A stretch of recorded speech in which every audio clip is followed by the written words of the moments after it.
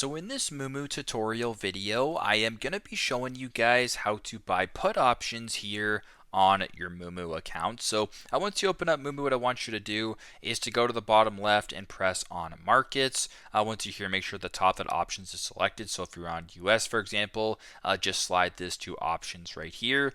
Now, what you can do, so for this demonstration, I'll just go ahead here and how about I go with ticker symbol TSLA, right here.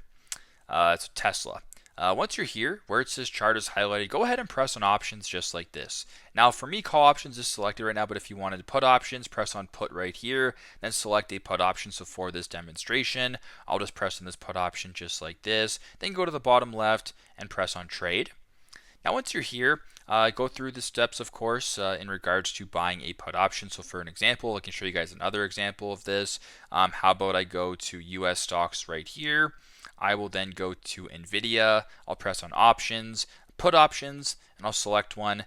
This works the exact same way. So very simple, very straightforward, but that is how to buy put options here on the Moomoo application. Thanks again for watching, and I hope this video helps.